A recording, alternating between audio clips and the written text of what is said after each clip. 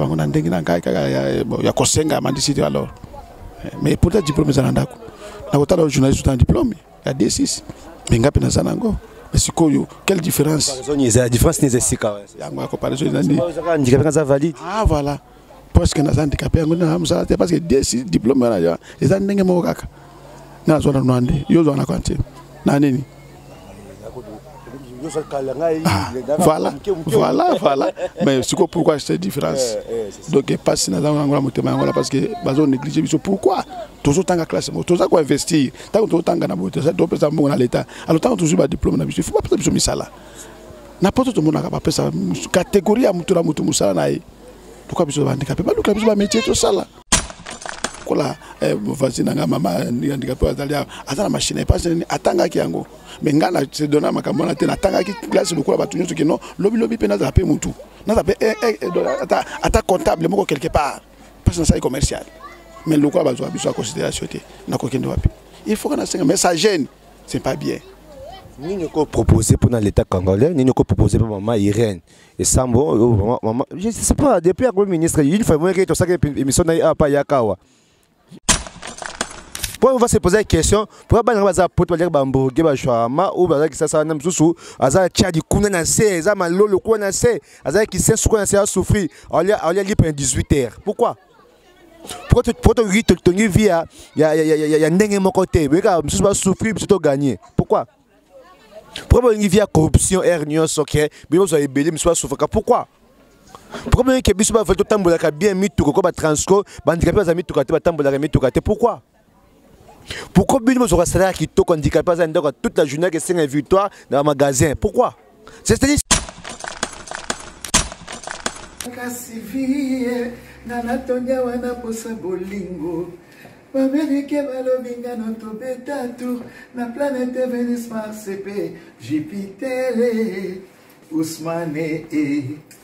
baba tata bande ko bana mikolo pe baleki boy ba keto ana site ya sika to ana site na biso ya sika na kombo ya Sylvie Mode TV officiel bobuka na te boya ebele ngaja na sina s'abonner boya ebele bobuka na te to seki bato ba s'abonner ya mingi.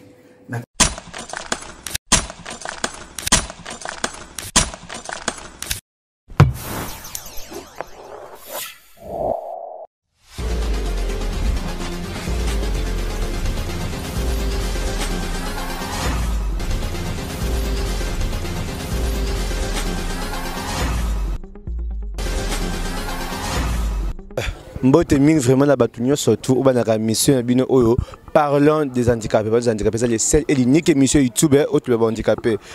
Avant de commencer, je salue vraiment maman Sylvie qui est handicapée, ma queen et ma deux. Je vous salue maman là où vous êtes à partir de man. Je salue maman Blandine Machanga à Paris, maman Machanga. Bonne guérison vous maman, on veut dire que vous êtes malade. Bonne guérison à vous maman. Et je salue maman Noëlla Manzambi. Mbote maman Noëlla Manzambi, maman Alice Adeline.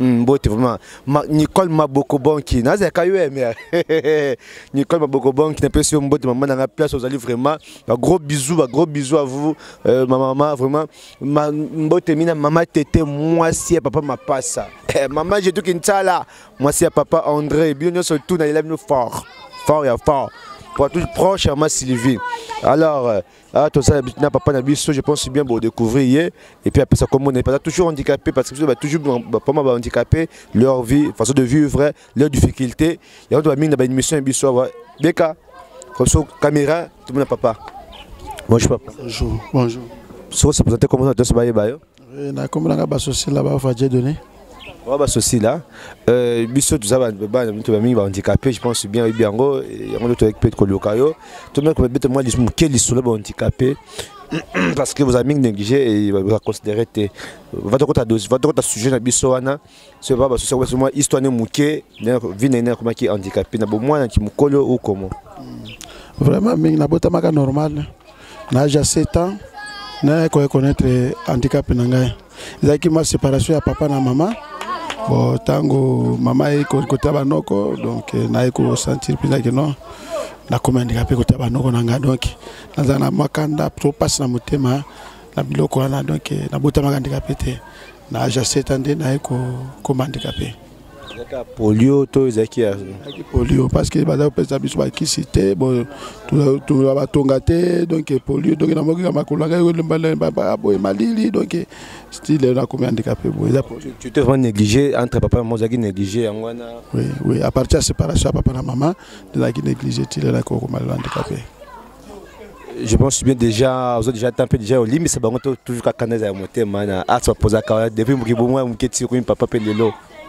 Bon, vraiment, na limite ça va parce que Bible le week, limite ça moninga parce que ça pona sambo. Na limite ça déjà bango marqué barande ngala comme le handicapé, mais na limite ça bango, papa na maman, ba senga penga pardon, na limite ça bango marqué que nazo souffrir.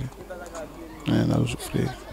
Viens de tel que vous avez papa vous avez bien handicapé mon angon des punition mon corps besoin kato moi qu'ils a vu mon normal. Vraiment merci mais la question là ils a passé parce que malgré que nazaki négligé ba para mais tata moi nanga 4 ans qui sakinga le cause mon nanga na diplôme na ndako ya D6 ya commercial mais nata musala que na sala ba demande partout par-ci par-là parce que nazana itayo nazo réponse à malamuté.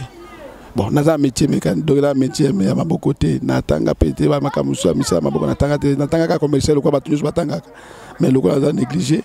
Moi, je suis un peu beaucoup, c'est parce que nous avons demandé belé, parce que nous avons handicapé, nous avons souffrir, nous avons 5 bandes, nous avons un dengue, il y a Kosenga, mandicité alors.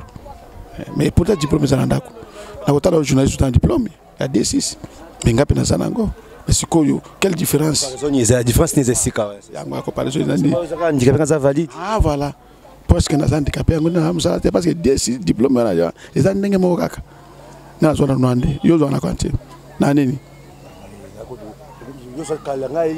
voilà.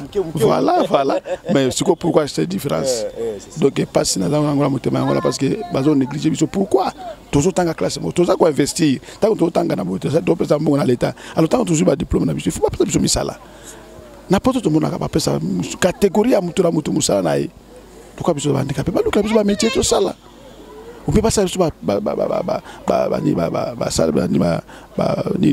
salle professionnelle, ou bien le diplôme, centre de formation professionnelle. Pour l'établissement, on a diplôme, on a passé, donc il y a un tout ça, on va passer. Personnellement, on a bongo. Je vois que nous avons quelque part ma belle pour.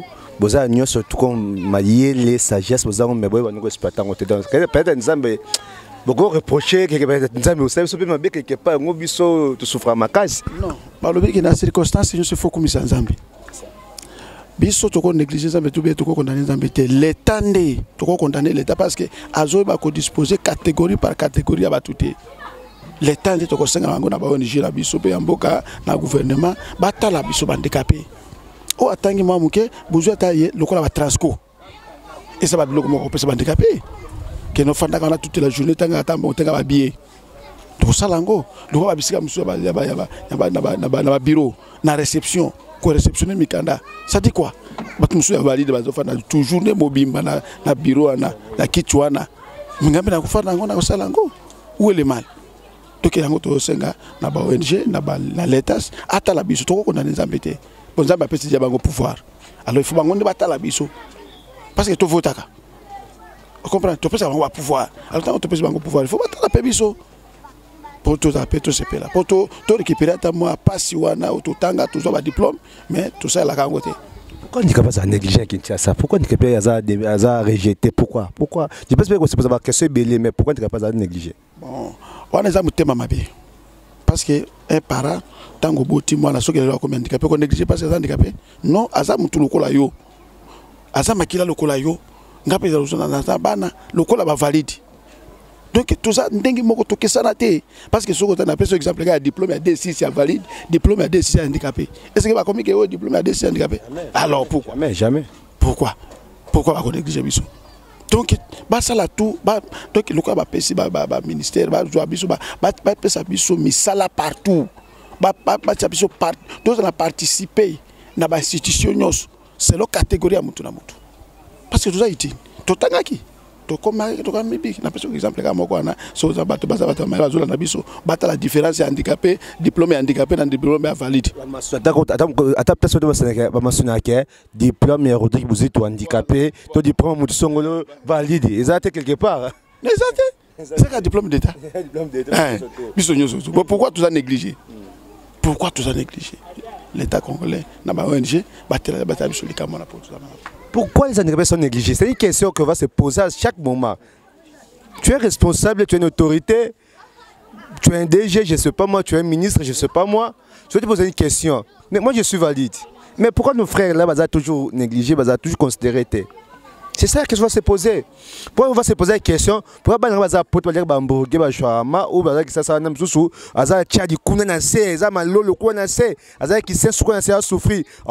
pas 18 heures. Pourquoi?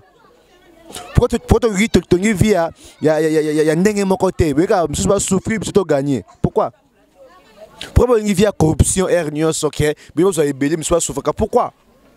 Pourquoi tu vis à bien mis tout comme transco, handicapé, tu as mis tout côté? Pourquoi? Pourquoi tu as un salaire qui est handicapé toute la journée, c'est une victoire dans le magasin? Pourquoi? C'est-à-dire pourquoi c'est tellement pourquoi ils ont ébélé? Ils ont ébélé. Surtout tous que nous sommes les êtres humains. Tu vois la réponse? C'est la réponse, c'est la vraie réponse. Mais un être humain a refaire souffrir mon naïté. Jamais. Je ne sais pas. Fachi, je ne sais pas moi. Quand on se dit des choses, si c'est de 30 ans, 70 ans après, si c'est 70 ans après, 70 ans non, après, viens Congolais en Dengeni, viens handicapés en Dengeni, c'est améliorer vie naïe. Centre.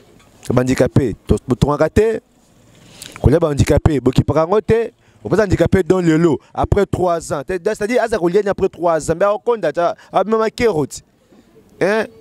s'il vous plaît, l'État peut avoir un engagement quelque part. Il y a autant de personnes qui ont une mission YouTube handicapé, mais il y a des gens qui ont des champagne, qui ont des boîtes, qui ont des champagne, qui ont des champagne. Je ne sais pas pourquoi tu es handicapé. S'il vous plaît, à chaque fois dans cette émission, il n'y a pas de passe. Il n'y a pas de passe à ma casse. Nous sommes un sentiment. Et puis, si vous avez cette émission handicapé, un sentiment parce qu'à penser quelque chose. Nous avons valorisé les handicapés. Nani. Nani avons valorisé les handicapés. Nani avons handicapé. Nani avons handicapé. Une fois, il y a une personne, Abengaï, Ebeka, Absanga, dans une émission là, on a dit oui, il y a cette émission handicapé. Vous avez combien? On va combien de on va profiter de la nid. Non, je dis non. C'est nos frères aussi. Quand même, c'est un boulot. C'est-à-dire, on va en parler toute la journée, on va combien. Mais moi, je débrouille à moi. Je ne suis pas pour mes frères, mes sœurs handicapés. Mais je ne sais pas. Il y a un pauvre, mais le coup, on est riche. On ne sait pas. Alors, papa, nous avons dit que tu penses bien, oui, bien, et ça qu'on est handicapé vraiment, même si on a insulté, on a considéré que c'est ça nous dernier. Papa, c'est capacité. C'est-à-dire, ceux qui ont na mutaki ko senga balabala, atali de gauche à droite et de moko zati. Loko langana utu obima. Ngapena sengaka. Mais naza na diplôme na ndako. Naza musala maboko te. Siko na kosala ni. Bana ba kotanga ndeni. Il faudra que senga, mais ça gêne. Ça gêne. Mais au cas où nous sommes pesa lingala mino bosala nini boluka te siko tokoluka wapi po na babito tanga na tangi na zo diplôme musala ezate bon pesa biso ba centre professionnel ezate siko tokosala nini pour kolesa bana wana tokosala mais tant que ba ONG mais ton centre professionnel mais le ekenda wapi comment ka so avec tonga ministre moko senga mutu avant ça demande par nangeza wapi mais yo parle de ça valide c'est pas handicapé par nous yo kenango wapi. Papa, continue. Donc, il y a un gros nombre qui est. Et puis, ça, quand ils passent, ils sont 5 à Mandia. Tu sais, quand tu as un plaisir, tu as un sentiment, pour passer au temps de paramètres, écoutez là, wapi. Il faut batanga, dans un 5 à fa. Donc, il faut batanga, balia. Si vous avez les athées, on a causé la question, bazo en bon. Le coup là, vas-y, maman, handicapé, attends la machine, pas attanga qui ango. Mais ngana se donner ma camona te attanga qui classe le coup là, batunyo ce qui non, lobby peine à payer mutu. N'a pas atta comptable moko quelque part. Parce que ça est commercial. Mais le coup là, bazo à considération te, n'a qu'aucun wapi. Il faut qu'on a 5, mais ça gêne, c'est pas bien. Ni ne proposer pour l'État congolais, ni ne proposer pour maman Irène. Et Sambo, maman, je ne sais pas, depuis le ministre, il faut que tu saches que l'émission n'a pas Yakawa. Je ne sais pas, qu'est-ce qu'il a déjà fait depuis Bachaye? Ça fait déjà 3e année. Ni déjà c'est des moments qui a besoin de amélioration comme quelque part. Il y a pas de Janine. Donc, na condamné maman Irène. Ils ont des problèmes avec le gouvernement. Ils ont des problèmes en charge. C'est-à-dire tous ça pas participer dans l'institution nyos.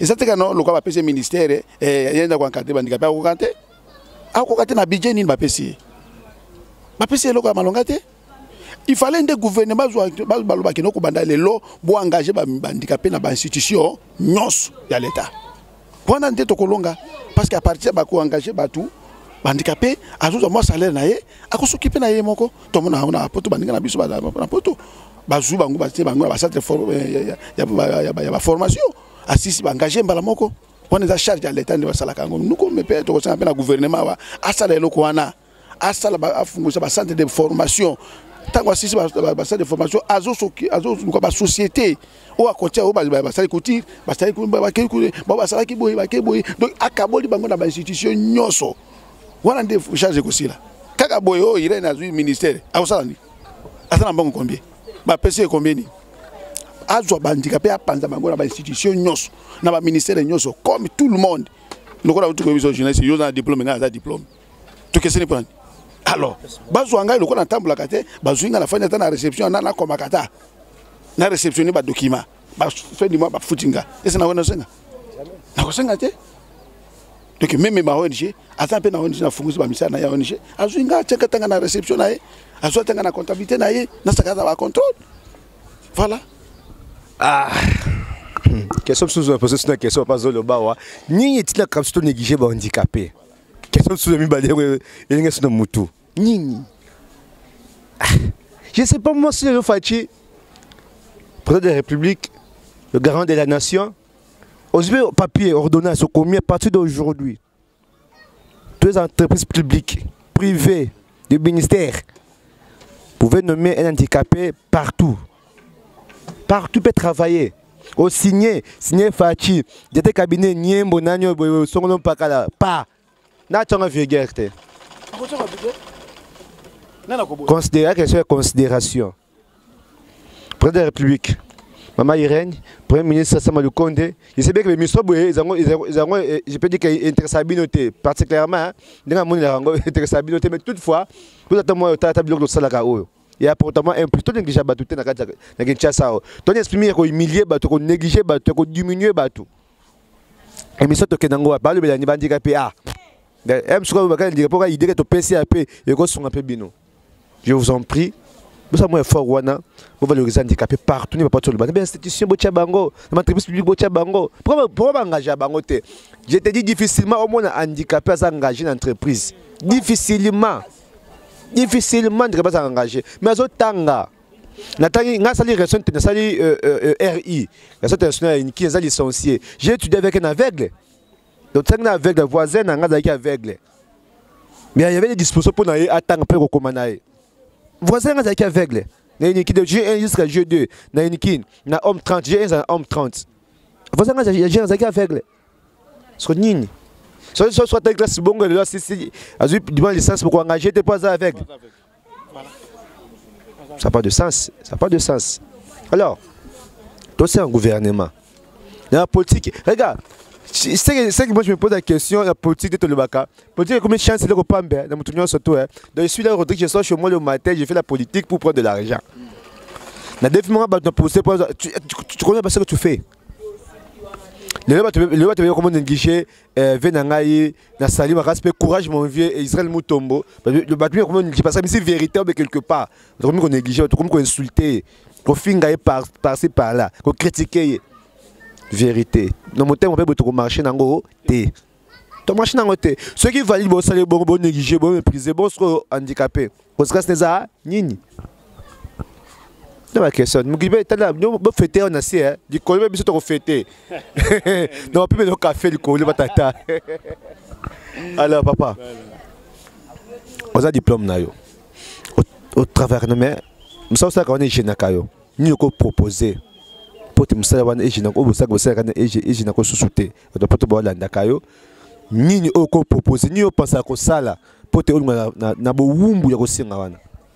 Donc naza na le choix te, c'est-à-dire na ko singa d'abord na ba ONG nyos bazo landa biso baya ko soutenir biso ko pesa kanga mbongo te mais apesa nga musala pour apesa nga mbongo lelo na kolia na osisa aya asa afunguza ba centre professionnel azo ata de loka ça 17 handicapé azo ata 20 kendebo 20 kendebo après wana azo préparer soka système nini centre de formation na azu musala mbala moko na kotika lokola naza musala te sika ko mbongo zate na kosenga kaka baya ko pesa nga musala tout gouvernement a un diplôme a valorisé a salata et si quelqu'un simple boy n'a pas de que fait du mois n'a pas pour garantir banangai. Est-ce que vous avez une initiative qui ça peut marcher quand même? Beaucoup de marche, beaucoup de marnoum, beaucoup de n'a pas l'un de la nation, beaucoup de prévu que président biso handicapé toza, toi pour ça que bon engagé ça misal. Est-ce que vous savez le connaître? J'espère que ça va marcher. Moi on a 2000 quelque comme ça, 2003 2004. Mais tu vas kufaki handicapé. Toujours quand on a la gare centrale.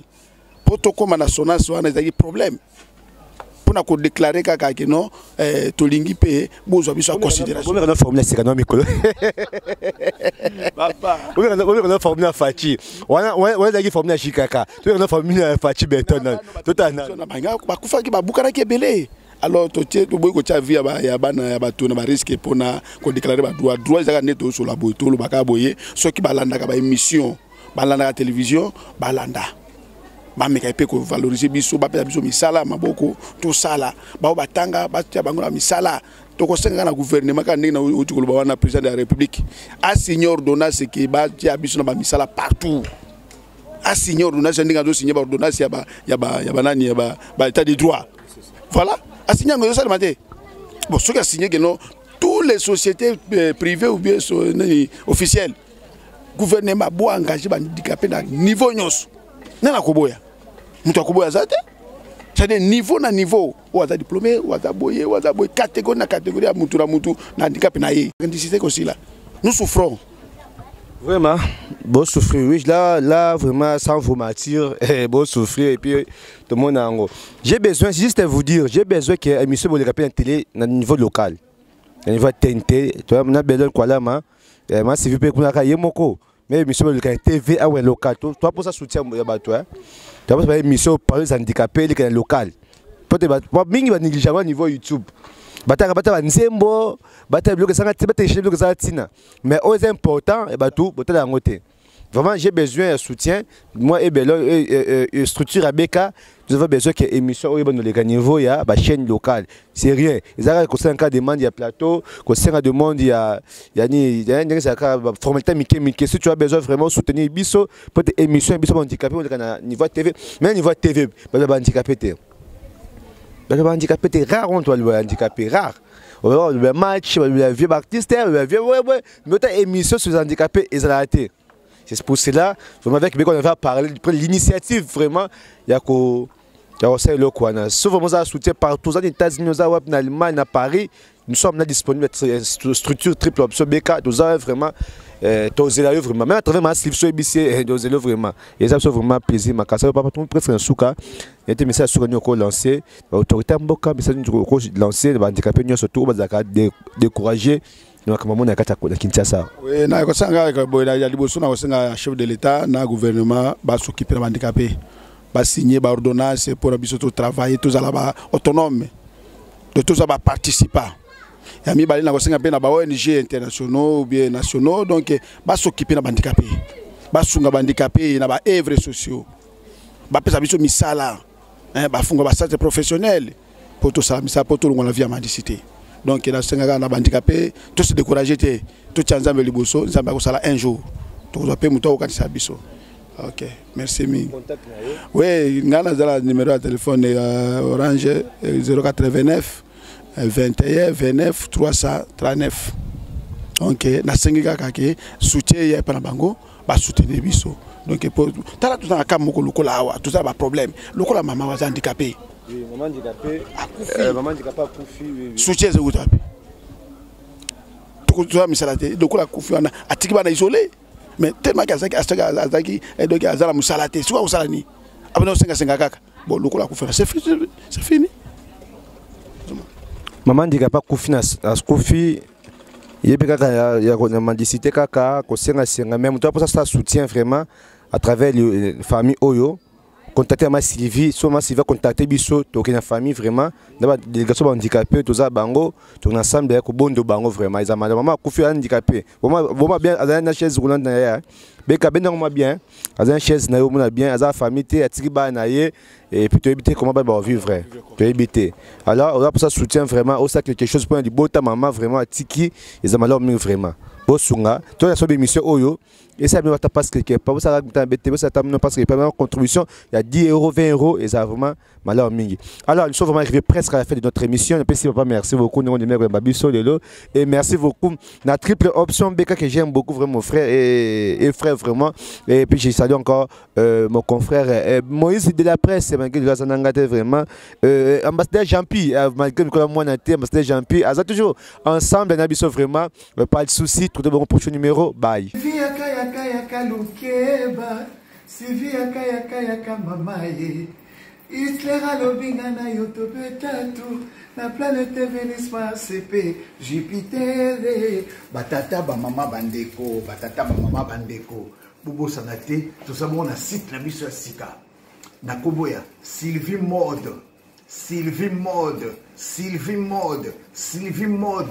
TV officiel bo s'abonner ebele pour nga na koti déjà ngai déjà na koti na Sylvie Mode bo s'abonner ebele na kati ya Sylvie Mode TV bolondanga bien Sylvie Mode TV ba oyo basana bosui ba oyo basana motema ba oyo balingaka bato oyo balingi de personnes vivant avec handicap mais TV na bango yango chez Sylvie Mode TV officiel. Merci beaucoup.